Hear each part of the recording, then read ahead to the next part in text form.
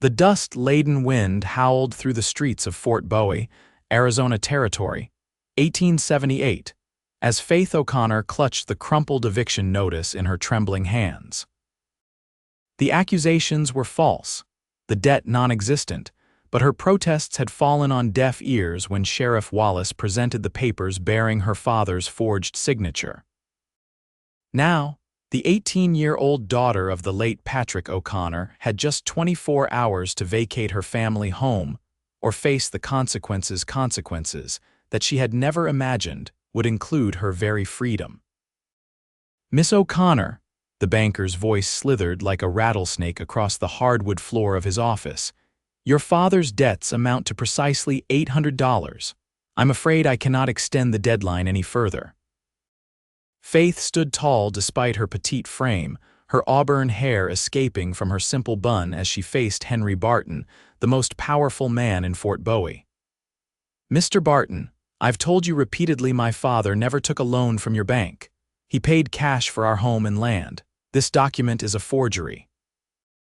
Barton's cold eyes assessed her with calculating interest. "The signature has been verified, Miss O'Connor.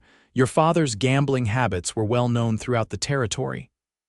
"My father never gambled a day in his life," Faith countered, her voice steady despite her racing heart. "He was a man of God, a carpenter who built half the homes in this town with his own hands."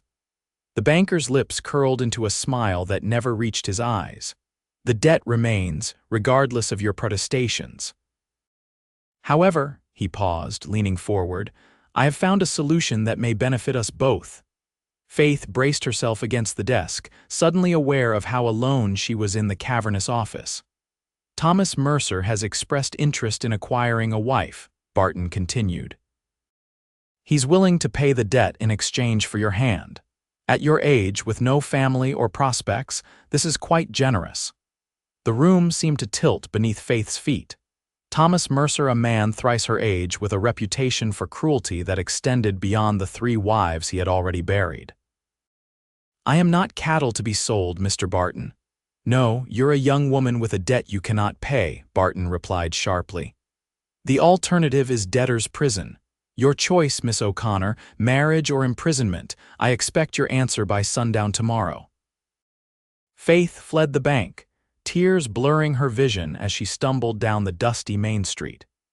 She had spent the week since her father's sudden passing trying to make sense of his affairs, only to discover that someone had systematically dismantled their modest security.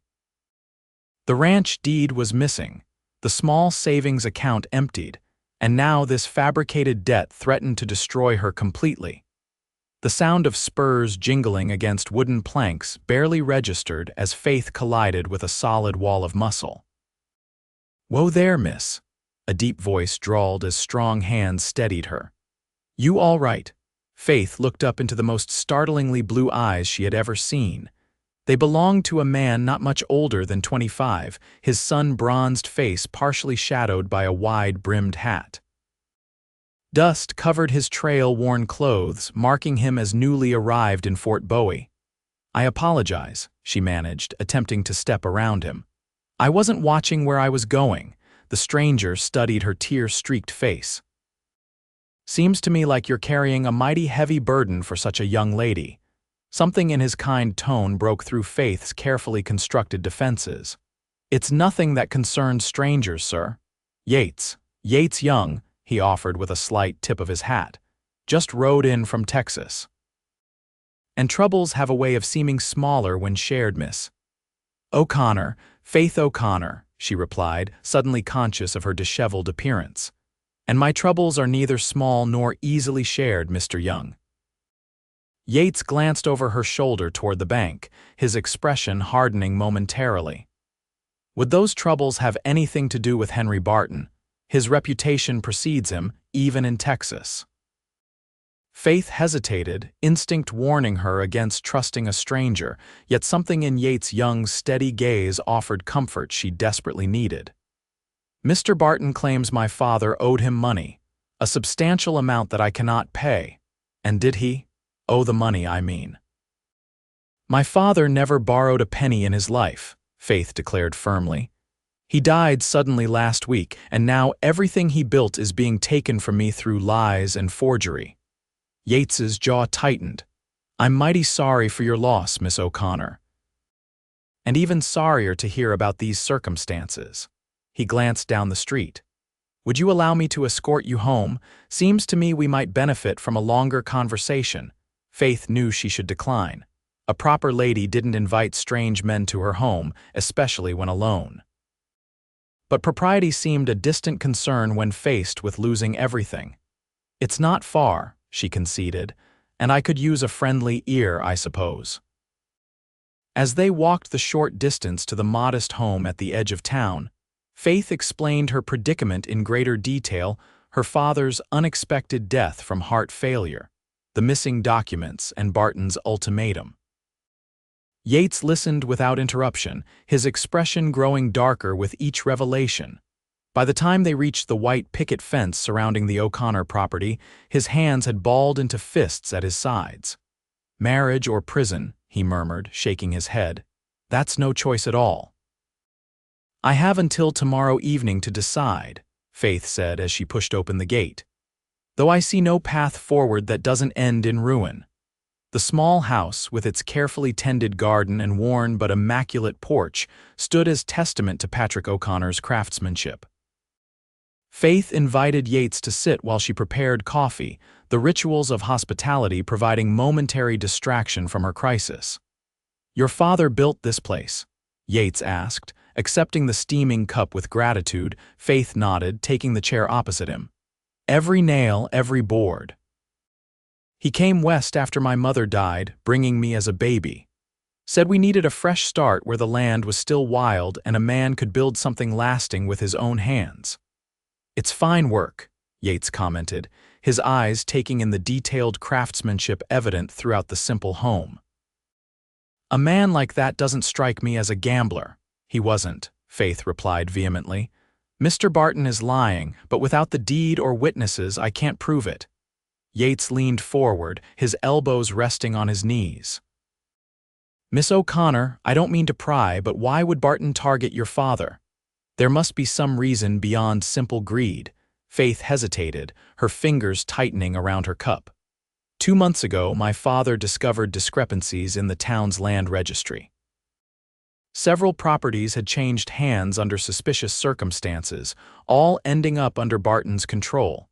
He was gathering evidence, planning to take it to the territorial marshal next month. And then he died suddenly, Yates concluded grimly. Mighty convenient timing. The doctor said it was his heart, Faith whispered, but he had always been so strong. Yates fell silent, his expression thoughtful as he studied the young woman before him.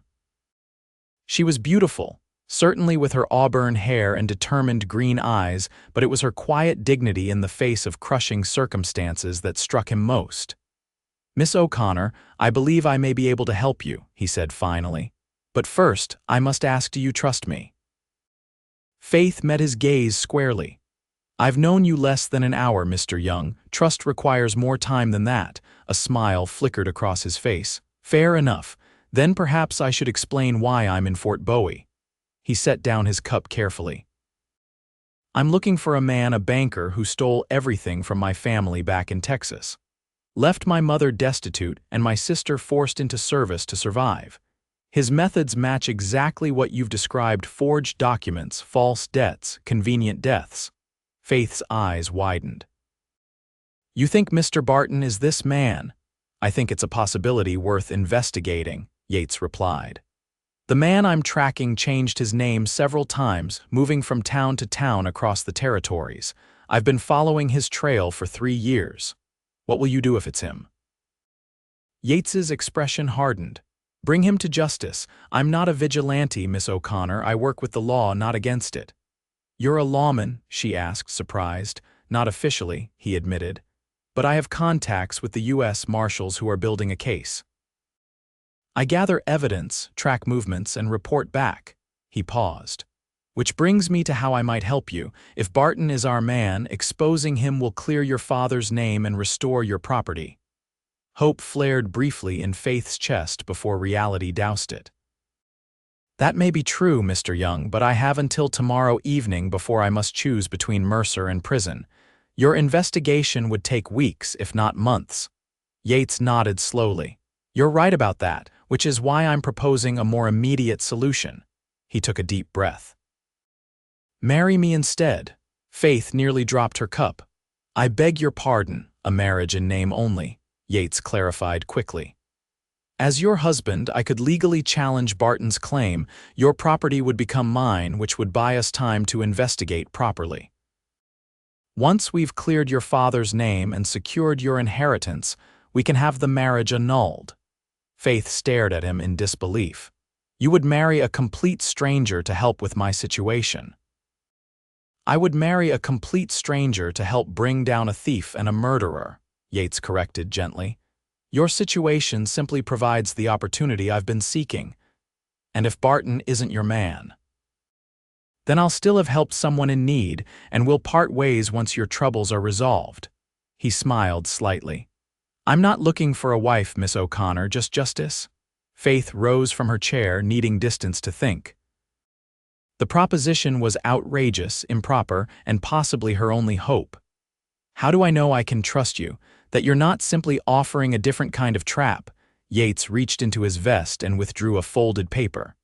This is a letter from U.S. Marshal James Cooper out of Austin.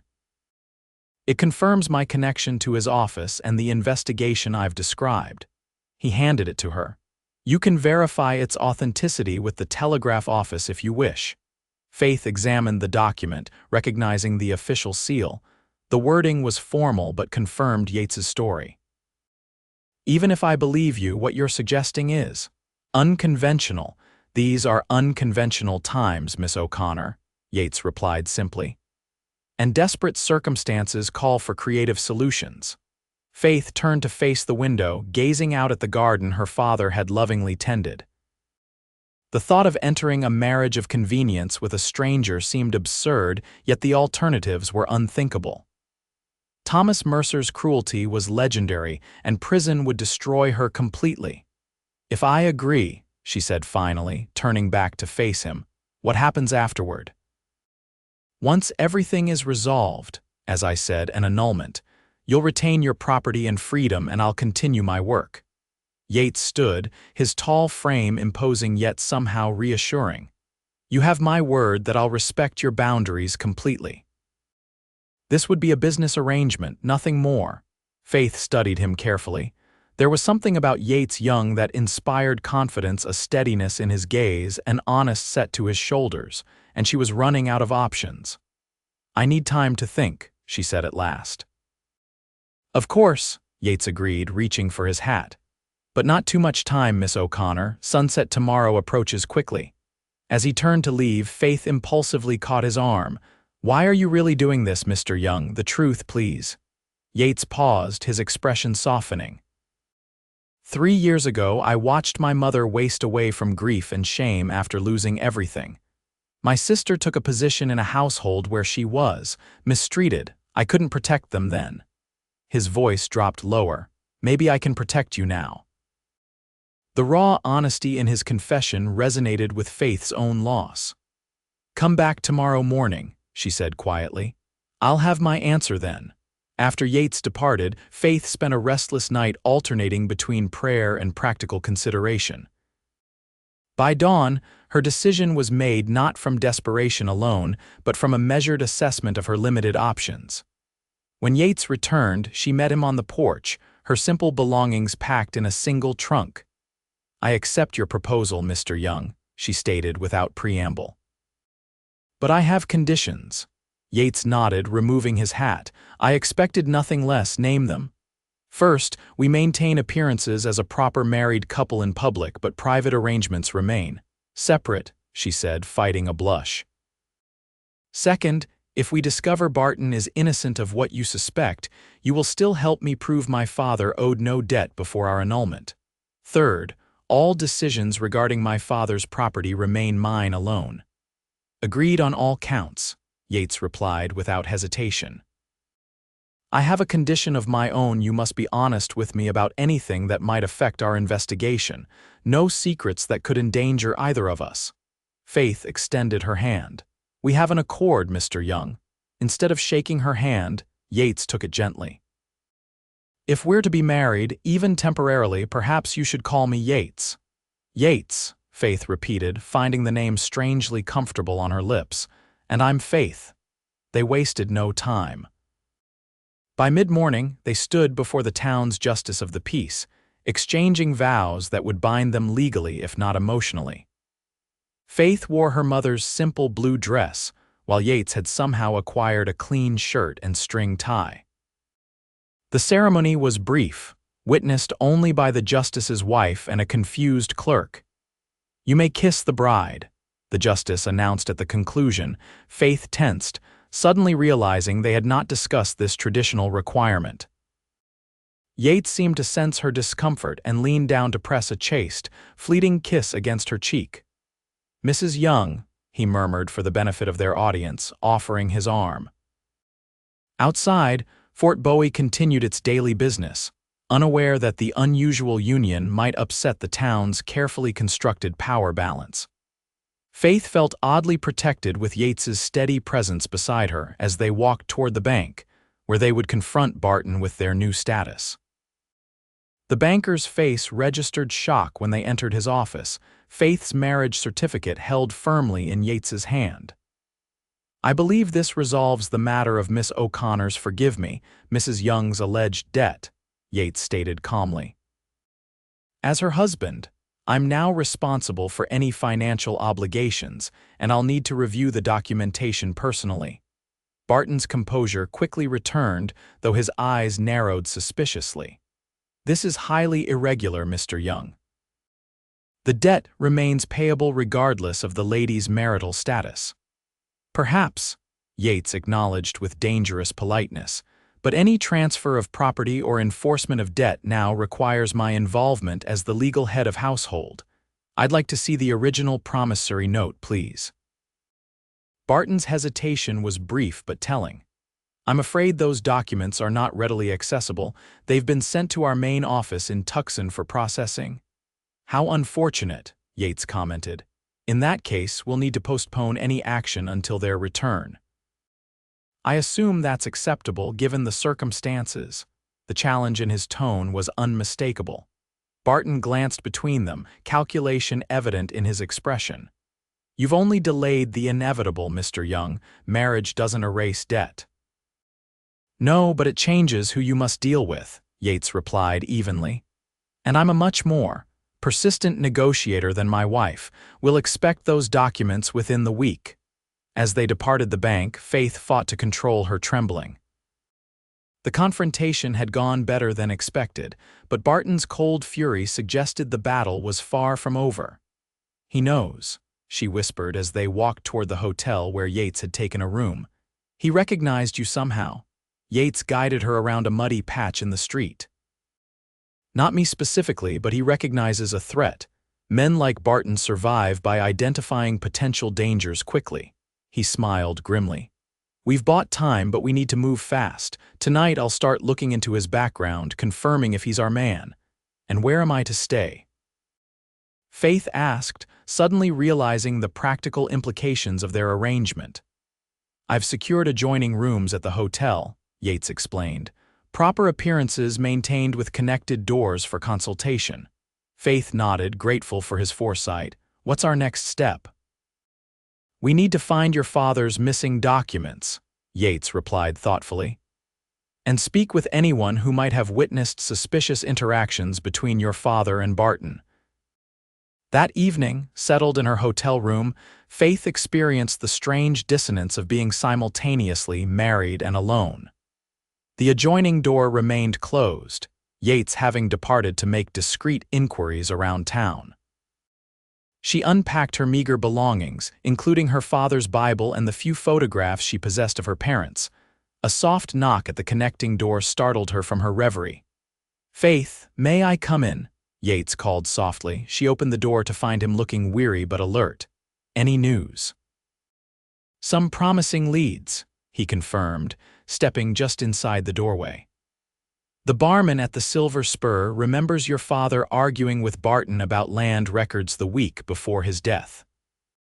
And I found someone who worked at Barton's previous bank in New Mexico who described remarkably similar schemes. Hope flickered in Faith's chest. So he could be your man. It's looking increasingly likely, Yates agreed.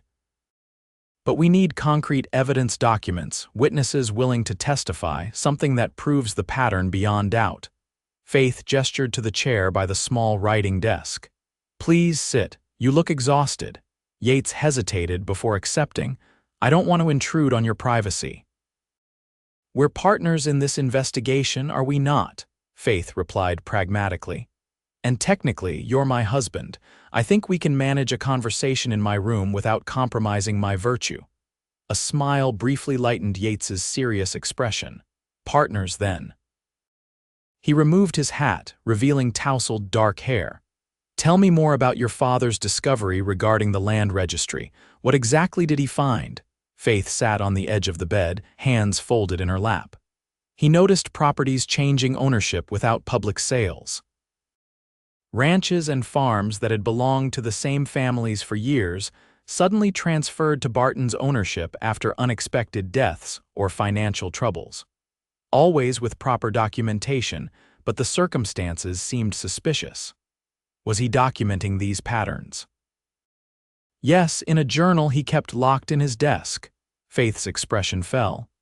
But it was missing when I searched after his death, along with our deed and his other important papers. Yates leaned forward. Faith, is there any chance your father had a hiding place? Somewhere he might have secured documents he considered particularly valuable or dangerous.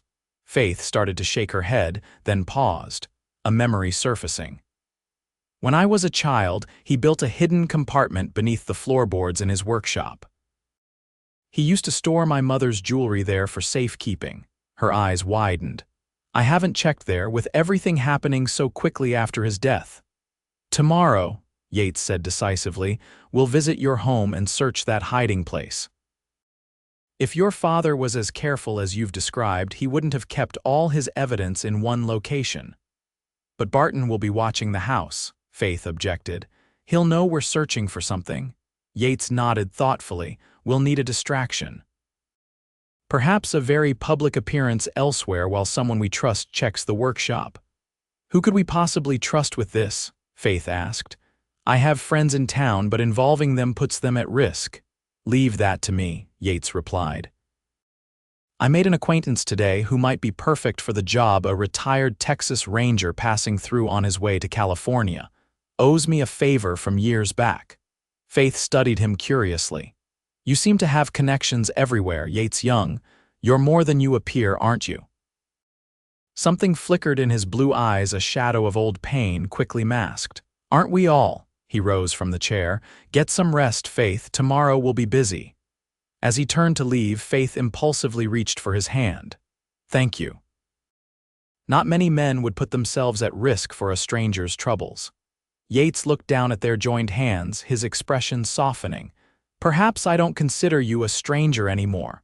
With gentle pressure, he returned her grip before releasing it. Good night, Mrs. Young. After he departed, Faith prepared for bed with conflicted emotions. Their marriage was a pretense, a strategic alliance against a common enemy, yet something in Yates's manner stirred feelings she had never expected to confront. Shaking off such thoughts, she reminded herself of the practical nature of their arrangement. Romance had no place in their partnership. Mourning brought renewed determination. Over breakfast in the hotel dining room, Yates outlined their plan for the day, speaking in hushed tones between bites of eggs and biscuits. My friend Jenkins will slip into your father's workshop while we create a spectacle in town, he explained. I've given him detailed instructions on where to look. What kind of spectacle? Faith asked warily. Yates smiled, a mischievous gleam in his eyes. A very public display of marital happiness. We're newlyweds, after all. I thought perhaps shopping for household items, visiting the photographer for a portrait, making it clear to anyone watching that we're establishing a permanent home here. Faith nearly choked on her coffee. You want us to pose for a marriage portrait, among other things, Yates confirmed. Barton needs to believe our marriage is genuine. that I'm fully committed to staying in Fort Bowie and protecting my wife's interests. The more convincing we are, the less likely he'll suspect our investigation." Though uncomfortable with the deception, Faith recognized the strategic necessity.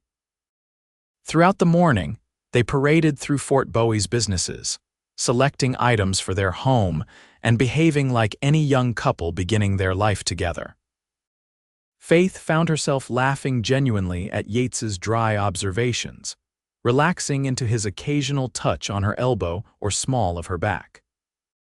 At the photographer's studio, the elderly proprietor positioned them in traditional poses, instructing Yates to stand behind Faith with his hands resting lightly on her shoulders.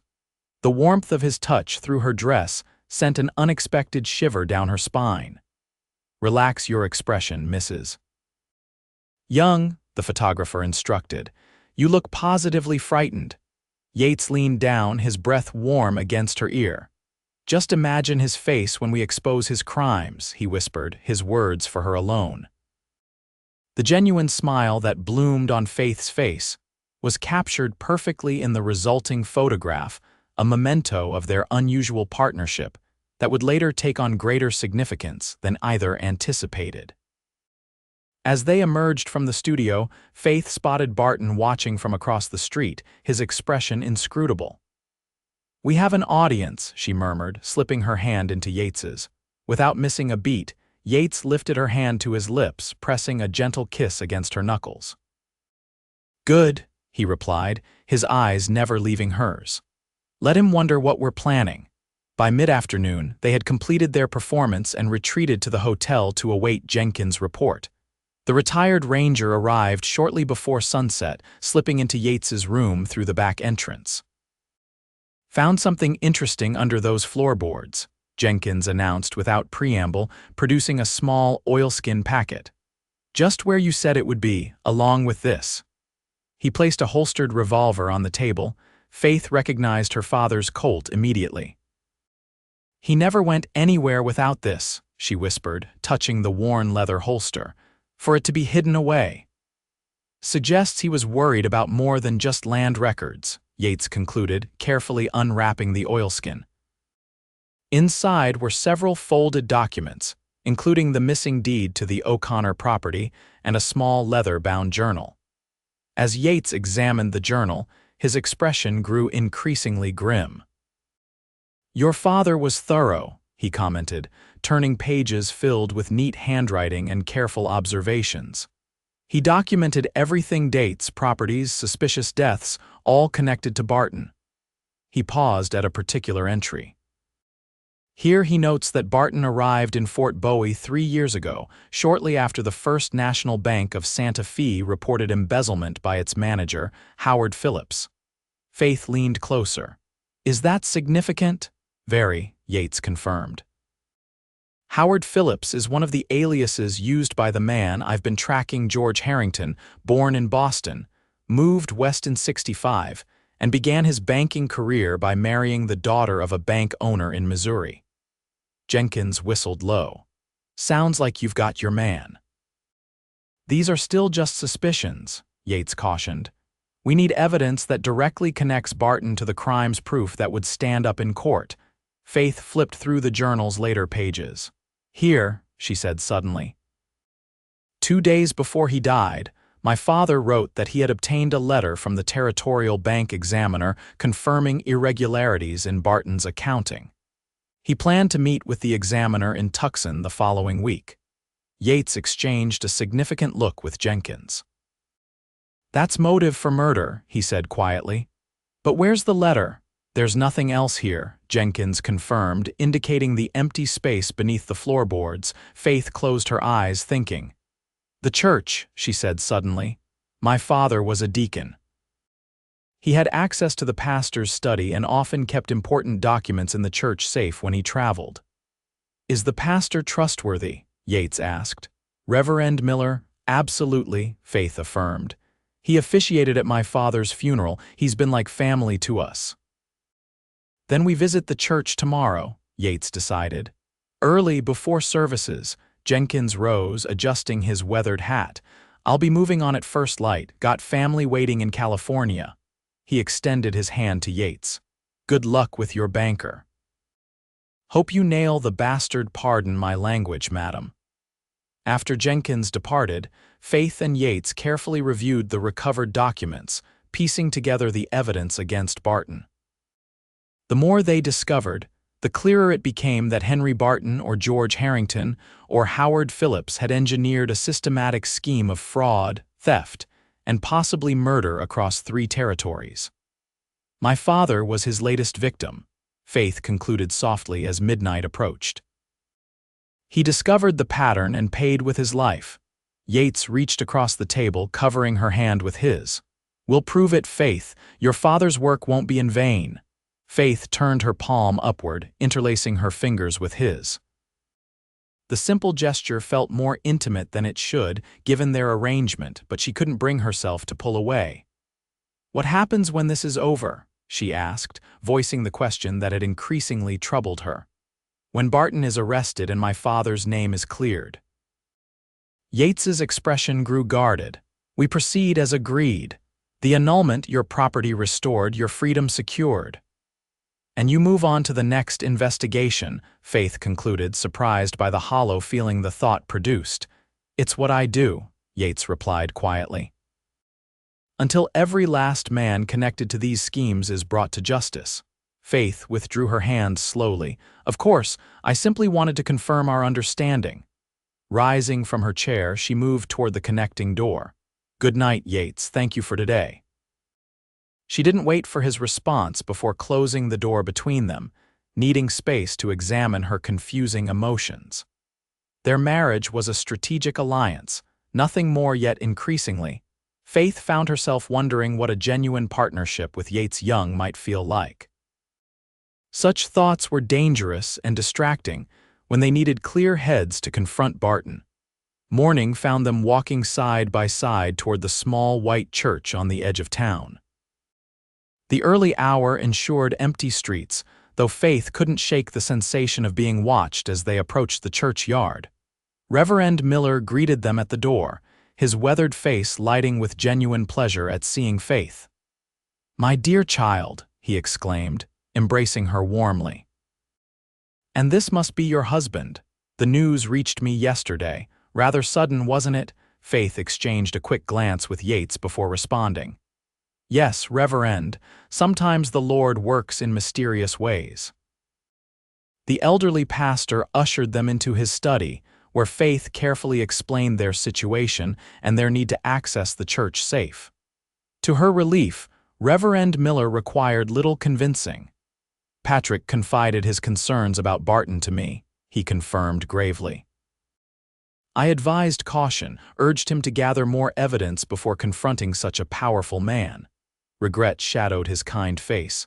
"Perhaps if I had supported him more actively." "You couldn't have known the danger," Faith assured him. "Did my father leave anything in your safekeeping before he died?" The Reverend nodded, moving to a painting of the Sermon on the Mount. He swung it aside to reveal a small wall safe. "He entrusted me with a sealed envelope the day before his passing," he explained as he worked the combination. "Said it contained evidence that would expose the serpent in our midst if anything happened to him." The envelope he withdrew was thick, sealed with wax bearing Patrick O'Connor's distinctive mark, a small cross with a carpenter's square. Faith accepted it with trembling hands. "Open it," Yates urged gently. "This could be what we need." Inside was a letter from the Territorial Bank Examiner confirming serious discrepancies in Barton's accounts, along with copies of land transfers bearing suspiciously similar signatures, despite purportedly coming from different landowners. Most damning was a list connecting Barton to his previous identities, including newspaper clippings about bank failures in Missouri, Kansas, and New Mexico, all matching the pattern Yates had been tracking. "This is it," Yates breathed, examining the documents. "Enough evidence to convince a marshal to investigate formally." Reverend Miller watched them with growing concern. "If Barton is as dangerous as you suspect, you must proceed with extreme caution. Patrick's death may not have been natural, despite the doctor's assessment." We need to get these documents to the federal marshal in Tucson immediately, Yates decided. Today, if possible. Faith nodded in agreement. We can take the afternoon stage. As they prepared to leave, Reverend Miller placed a hand on Faith's shoulder. Your father would be proud of your courage, child, and I think he would approve of your husband. His eyes twinkled knowingly. Even under these unusual circumstances, Faith blushed, wondering how much the perceptive old man had guessed about their arrangement. Thank you, Reverend. Your blessing means a great deal to me. They departed the church with renewed purpose, the precious evidence secured inside Yates's coat. Their plan was simple: return to the hotel, collect their essential belongings, and board the Tucson stage before Barton realized what was happening. Fate, however, had other ideas. As they turned the corner onto Main Street, they found their path blocked by Thomas Mercer and two of his ranch hands. The cattle baron's weathered face twisted into an unpleasant smile as he tipped his hat mockingly. Well, if it ain't the happy couple, he drawled, his cold gaze fixed on Faith. Barton told me you found yourself a convenient husband, girl. Didn't expect such a pretty thing to settle for a saddle tramp. Yates positioned himself slightly in front of Faith, his stance relaxed but ready. Mr. Mercer, I presume. I'd say it's a pleasure, but my mother taught me not to lie. Mercer's smile vanished. You've got a smart mouth, boy, and you've interfered in business that don't concern you. My wife's welfare is very much my concern, Yates replied evenly. Now, if you'll excuse us, we have a stage to catch. Leaving so soon, that's unfortunate. Mercer gestured to his men, who spread out slightly. Barton was hoping to discuss some business with you both before your departure. Faith clutched Yates's arm, suddenly aware of the danger surrounding them. We have no business with Mr. Barton, she stated firmly. Any alleged debts have been addressed through our marriage. Mercer laughed, the sound devoid of humor. This ain't about debts no more, girl. It's about what your husband's been asking around town. Questions about Barton's past, his business dealings. Mighty suspicious behavior for a newlywed just passing through. Mr. Young, the call came from behind them. Faith turned to see Henry Barton approaching from the direction of the bank, flanked by Sheriff Wallace. The banker's usually immaculate appearance was slightly disheveled, suggesting he had dressed in haste. Leaving town, Mr. Young? Barton inquired with false politeness. How disappointing, especially since the sheriff has some questions regarding a theft reported in Santa Fe, something about a man matching your description absconding with bank funds. Faith felt Yates tense beside her. That's a convenient accusation, he replied calmly. Especially since I've never been to Santa Fe. Sheriff Wallace stepped forward, his hand resting on his holstered revolver. I received a telegram this morning, Young. Description matches you pretty close.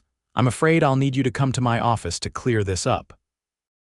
Faith understood immediately what was happening. Barton was turning the tables, attempting to discredit Yates before they could reach the federal authorities. This is absurd, she protested. My husband has done nothing wrong. Then he has nothing to fear from answering a few questions, Barton replied smoothly. You're welcome to accompany him, Mrs. Young. Faith glanced at Yates, seeking guidance. His expression revealed nothing, but he squeezed her hand gently, reassurance and warning combined. Of course we'll cooperate with the law, Yates agreed, his tone deliberately reasonable. Lead the way, Sheriff. As they followed Wallace toward the jailhouse, Faith leaned closer to Yates. He's trying to delay us until the stage departs, she whispered. I know, Yates murmured back. But refusing would give him reason to arrest me immediately. Play along for now. The sheriff's office was small but well-maintained, with a desk in the front room and 2 cells visible through a barred door. Wallace gestured for them to sit, while Barton remained standing, watching them with barely concealed triumph. Now then, the sheriff began, pulling out a sheet of paper. According to this telegram, a man using the name James Young absconded with nearly $5,000 from the First Bank of Santa Fe approximately 1 month ago.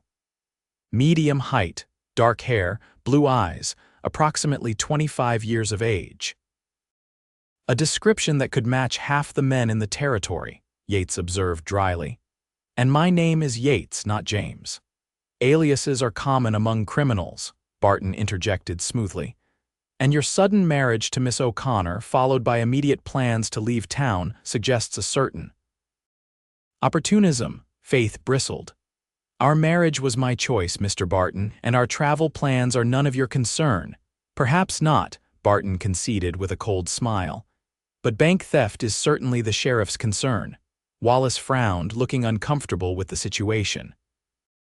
I'll need to hold you until we can verify your identity, Young. Standard procedure.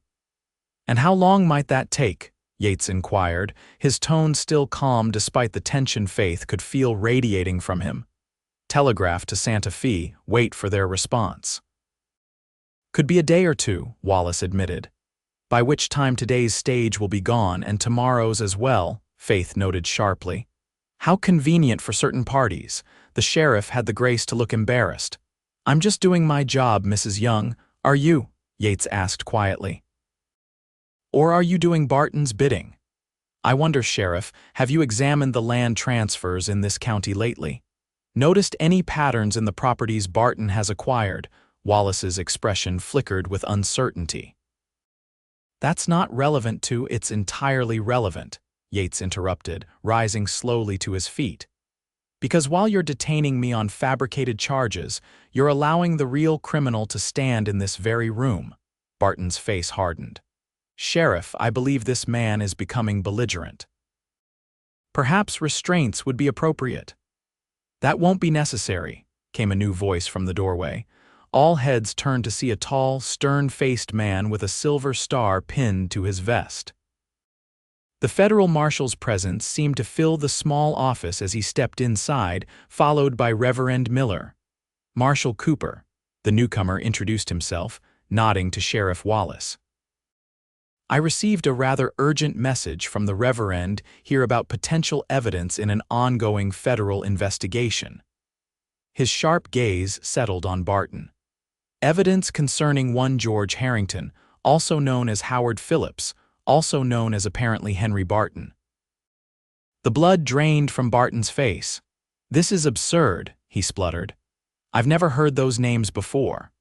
Sheriff, this man has no jurisdiction here without proper federal warrants, Cooper interrupted, producing several folded papers from his coat. For fraud, embezzlement, and suspicion of murder in 3 territories. I've been tracking this case for 3 years, with the assistance of my associate, he nodded toward Yates, who has been gathering evidence under my direction. Faith watched in astonishment as the carefully constructed facade of Henry Barton crumbled before her eyes. The banker backed away, reaching suddenly beneath his coat. Gun, Yates shouted, lunging forward to push Faith behind him as Barton drew a small derringer. Several things happened simultaneously. Sheriff Wallace reached for his revolver. Marshal Cooper moved with surprising speed for a man his size. And Barton fired wildly, the bullet splintering the desk inches from Faith's position. In the chaos that followed, Faith caught only fragments of the struggle, Yates tackling Barton to the floor, the marshal disarming him with practiced efficiency. Wallace standing frozen in shock at the sudden violence. When the dust settled, Barton lay face down, handcuffed and subdued, his carefully cultivated dignity stripped away to reveal the desperate criminal beneath. Are you hurt? Yates asked urgently, returning to Faith's side, his hands gently examining her for injuries. She shook her head, trembling with delayed reaction. I'm unharmed, you protected me. Always, he murmured, the single word carrying weight beyond their arrangement. Marshal Cooper secured his prisoner before turning his attention to them. Mr. Young, I believe you have documentation for me. Yates produced the envelope from inside his coat, miraculously intact despite the struggle. Patrick O'Connor's evidence, along with my own findings. It should be enough to ensure Barton never sees freedom again. The marshal examined the documents briefly before nodding with satisfaction. Excellent work, as always. He glanced between Yates and Faith with knowing eyes. Though I admit, marriage seems a rather extreme method of investigation even for you. Faith felt heat rise to her cheeks as Yates cleared his throat awkwardly. Circumstances required creative solutions. Indeed. The marshal's expression remained neutral, but Faith detected a hint of amusement in his tone. I'll need both your statements before I transport the prisoner to Tucson. And Miss O'Connor, Mrs. Young, Faith corrected automatically, surprising herself. Cooper inclined his head in acknowledgement. Mrs. Young, then, your father's documents will be crucial evidence in our case. I'll ensure they're returned to you after the trial. As Barton was led away to the cells, Sheriff Wallace approached them, his expression contrite. I owe you both an apology, he said gruffly. Barton's influence in town, well, it ain't no excuse, but I hope you understand my position. Your position should always be with the law, Sheriff, Yates replied firmly, not with whoever holds the most power in town. Wallace nodded, accepting the rebuke. You're right about that.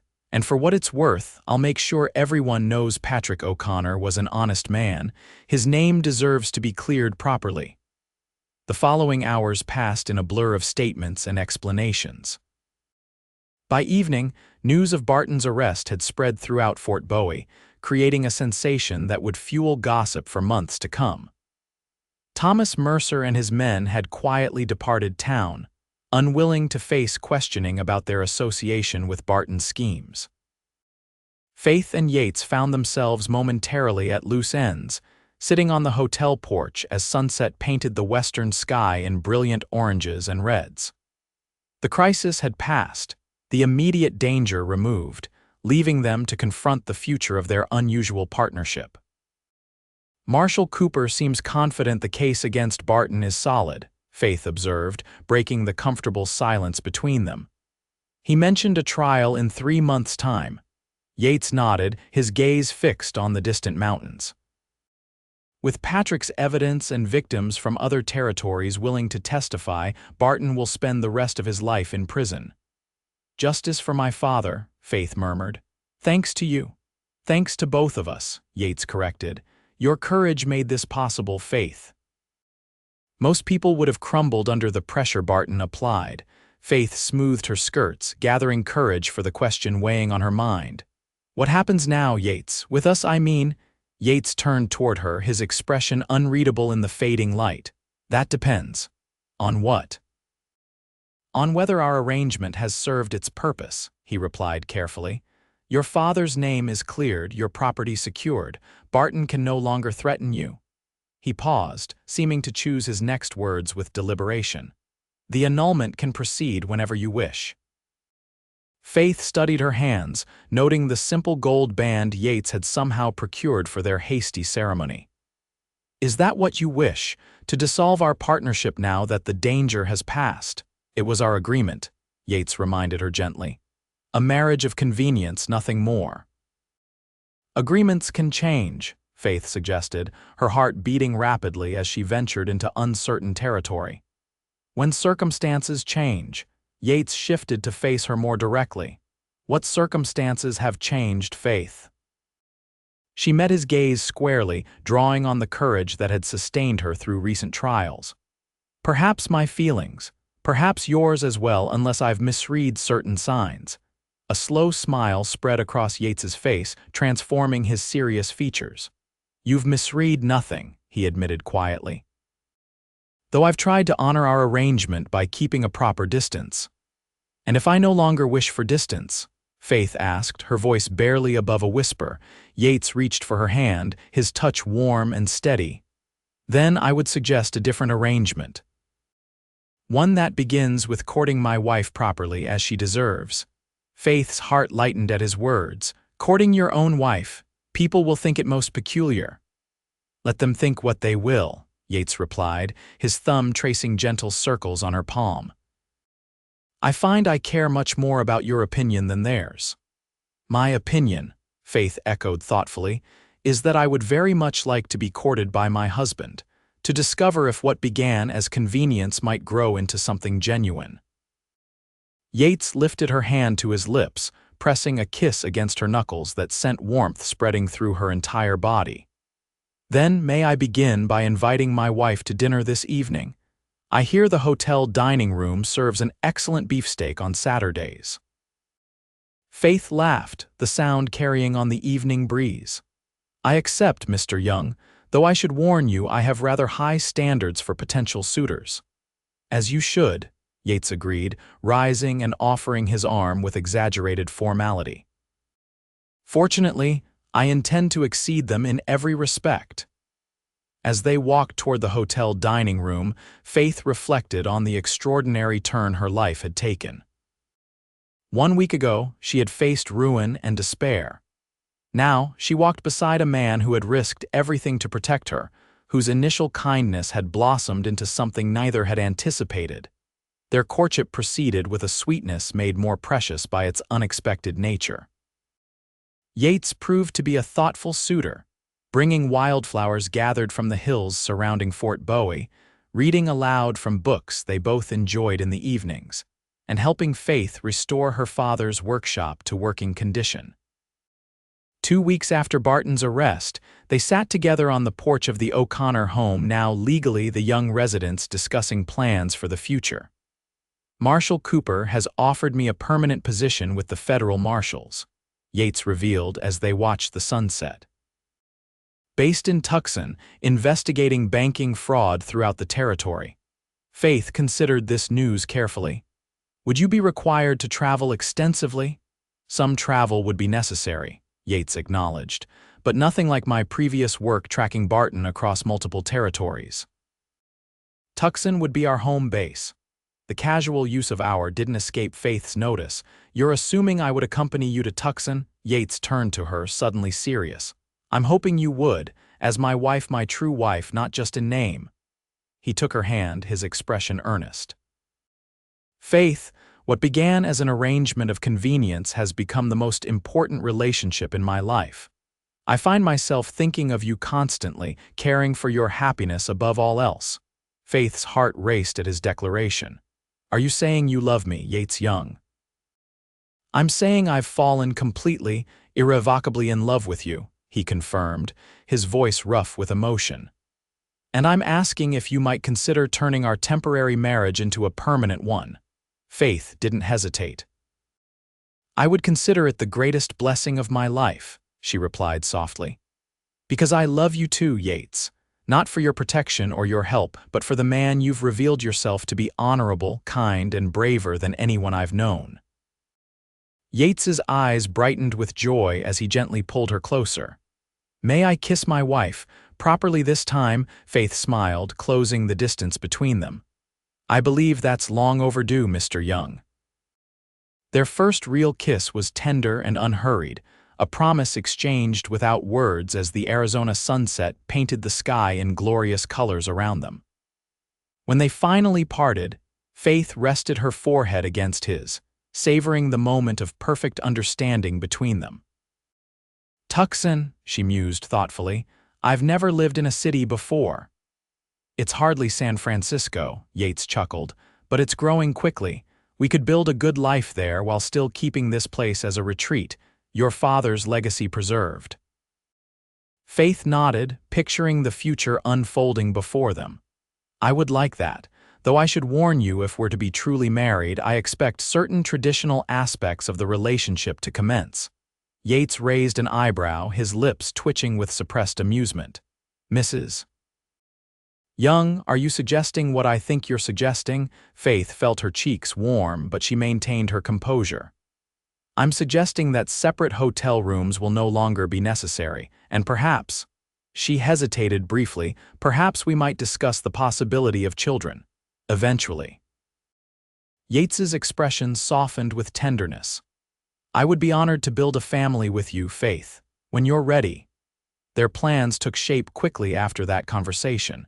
A proper church wedding was arranged, with Reverend Miller officiating and the entire town of Fort Bowie in attendance.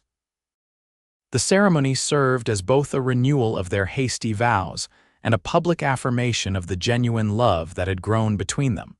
On their wedding night, Faith discovered that Yates approached intimacy with the same gentle consideration he had shown throughout their courtship. His reverent touch and whispered endearments eased her initial nervousness, transforming it into a passionate connection that left them both breathless and amazed at the bond they had forged. 1 month later, they departed for Tucson, the O'Connor house temporarily entrusted to Reverend Miller's care until they could return for regular visits. Faith found she adapted quickly to city life, establishing a comfortable home while Yates began his official duties with the marshals.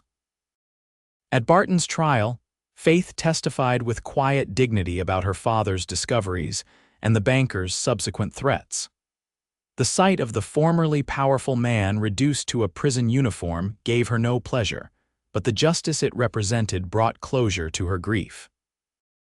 "You did well today," Yates told her as they walked back to their Tucson home after the verdict was announced. "Your father would be proud." Faith squeezed his hand, drawing strength from his steady presence. "I believe he would be equally proud of my choice in husbands. Though I doubt he ever imagined I would marry a man who offered to pay my debt with his life."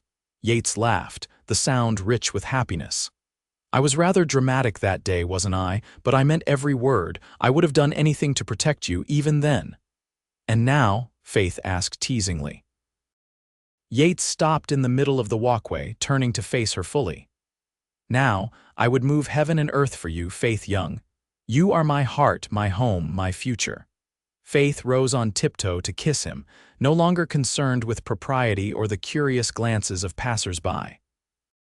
"And you are mine, Yates Young. Forever." 2 years later, Faith stood on the porch of their Tucson home, cradling their newborn son while watching Yates tend the garden they had planted together.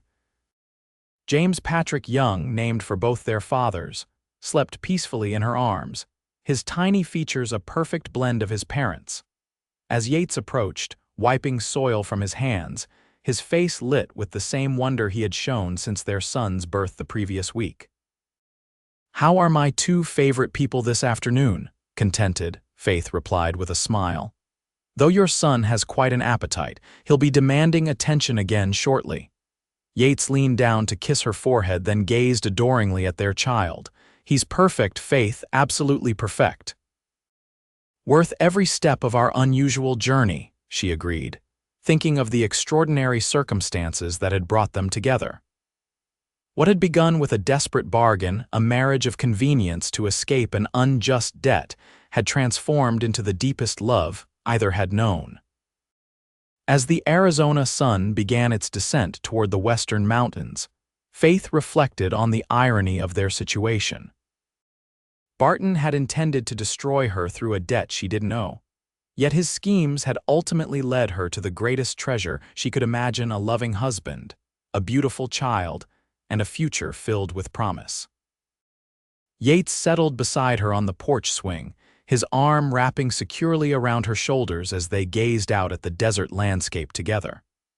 No words were needed between them.